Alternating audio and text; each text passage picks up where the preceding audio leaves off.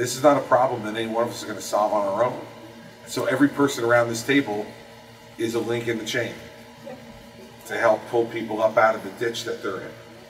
And you know, my job, I hope, is to make sure that I bring awareness in the public, try to lower stigma, which you know is so hard, so hard in dealing with this disease. I'm waiting for that moment. I've said this a number of times to folks, but this is very much like AIDS in my recollection. And you know, I'm waiting kind of for the Magic Johnson moment.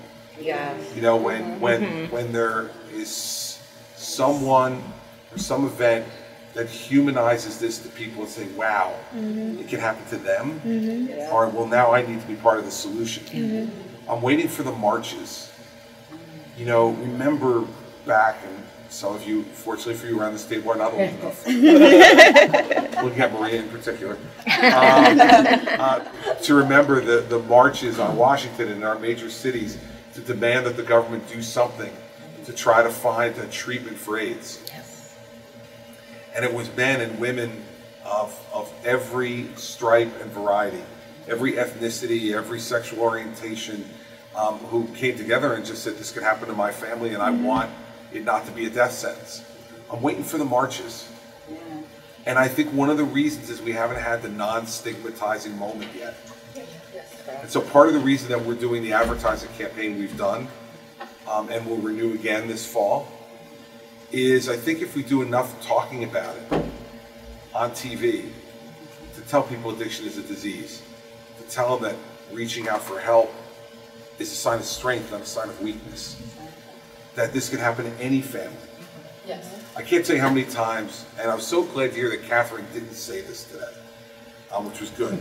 Almost every time that I talk to someone who is in recovery, they say to me, Governor, I come from a good family.